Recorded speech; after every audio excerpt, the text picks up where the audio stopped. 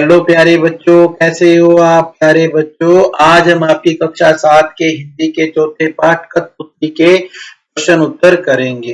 तो बच्चों, ये एक कविता है। इस कविता का पहला प्रश्न है, कठपुतली को गुस्सा क्यों आया।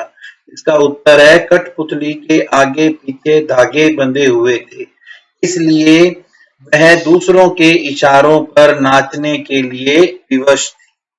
उसे अपनी इस विवशता पर दुख होता था।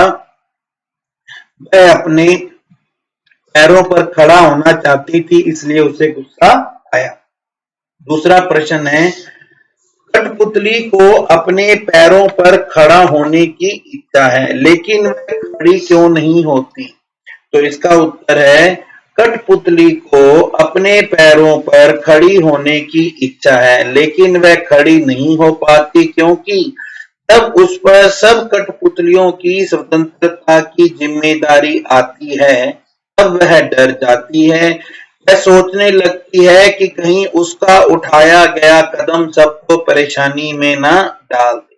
प्रश्न तीसरा, पहली कठपुतली की बात दूसरी कठपुतलियों को क्यों अच्छी लगी।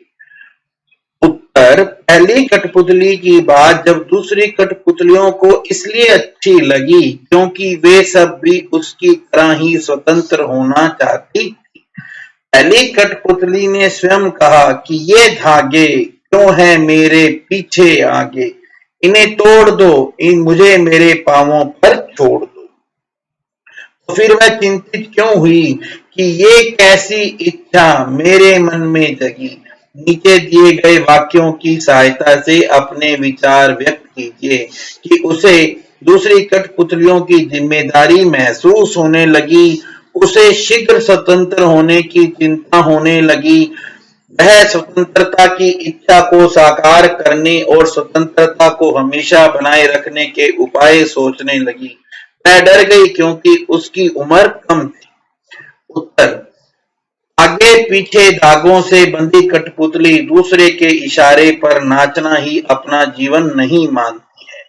इसके लिए उसके मन में शीघ्र ही स्वतंत्र होने की चिंता होने लगी।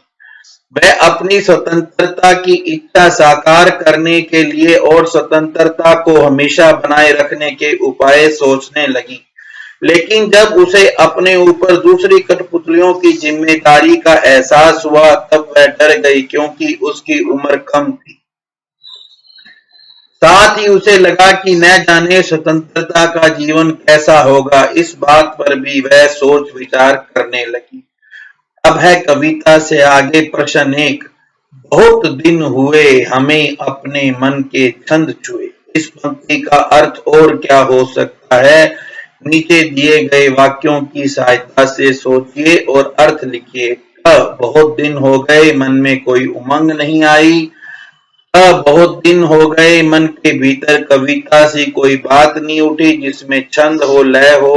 बहुत दिन हो गए गाने गुनगुनाने का मन नहीं हुआ। बहुत दिन हो गए मन का दुख दूर नहीं हुआ, ना ही मन में खुशी आई।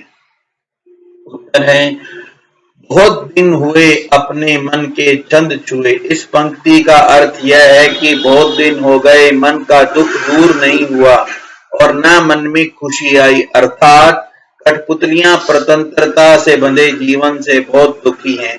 उन्हें इस जीवन से ऐसा लगता है कि वे अपने मन की चाह को जान ही नहीं पाती। इसलिए पहली कठपुतली के कहने पर उनके मन में भी स्वतंत्र होने की उमंग जगी। प्रश्न 2, नीचे दो स्वतंत्रता आंदोलन के वर्ष दिए हैं। इन दोनों आंदोलनों के दो स्वतंत्रता सेनानियों के नाम लिखिए। तो 1857 में थे लक्ष्मीबाई, मंगल पांडे। 1942 में महात्मा गांधी, पंडित जवाहरलाल नेहरू। अनुमान कल्पना, स्वतंत्र होने की लड़ाई कठपुतलियों ने कैसे लड़ी होंगी और स्वतंत्र होने के क्या क्या प्रयत्न किए गए होंगे। यदि उन्हें फिर से धागे से बांधकर नचाने के प्रयास हुए होंगे तो उन्होंने अपनी रक्षा किस तरह के उपायों से की होगी। उत्तर, कठपुतलियों ने परस्पर मिलकर स्वतंत्र होने की लड़ाई लड़ी होगी। दूसरी कठपुतली ने पहली कठपुतली का सहयोग लेकर धागे या बंधन तोड़े होंगे। सभी कठपुतलियों ने स्वतंत्र होने के प्रयत्न किए होंगे, किंतु कोशिश करने पर भी उन्हें सफलता नहीं मिली होगी। वैसे कठपुतलियां निर्जीव होती हैं, वे अपने पैरों पर खड़ी नहीं हो पाती हैं। इस कारण यदि वे धागे के बंधन से आजाद भी हो गई होंगी, तो शीघ्र ही फिर से धागों से बंध गई होंगी, तब वे अपनी रक्षा के उपाय सोचने लगी होंगी। भाषा की बात। कई बार जब दो शब्द आपस में जुड़ते हैं तो उनके मूल रूप में परिवर्तन हो जाता है। कठपुतली शब्द में भी इस प्रकार का सामान्य परिवर्तन हुआ है। जब काठ और पुतली दो शब्द एक साथ हुए तो कठपुतली शब्द बन गया, इससे बोलने में सरलता आ गई।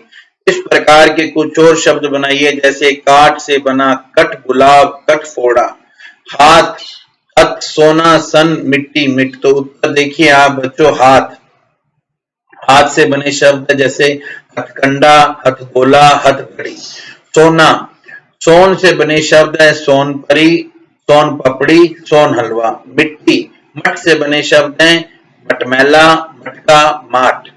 कविता की भाषा में लय या तालमेल बनाने के लिए प्रचलित शब्दों और वाक्यों में बदलाव होता है। जैसे आगे पीछे अधिक प्रचलित शब्दों की जोड़ी है। हम नॉर्मल आगे पीछे बोलते हैं, पर कविता में पीछे आगे बोला है। यहाँ आगे का बोली ये धागे से ध्वनि का तालमेल है। इस प्रकार के शब्दों की जोड़ियों में आप भी परिवर्तन कीजिए, जैसे दुबला पतला, इधर उधर, ऊपर नीचे, दाएं बाएं, गोरा काला, लाल पीला आदि। तो देखिए बच्चों, पतला दुबला, उधर इधर, नीचे ऊपर, बाएं दाएं, काला गोरा, पीला लाल आदि। तो इस तरह से बच्चों हमारा ये जो पाठ है वो पूरा होता है। अगले वीडियो में हम आपके नेक्स्ट चैप्टर को पढ़ेंगे। अगर वीडियो अच्छा लगा हो इसे लाइक करना, अपने फ्रेंड्स के साथ शेयर करना, और चैनल पर अगर नजर नहीं आई हो तो चैनल को सब्सक्राइब करना। Thank you.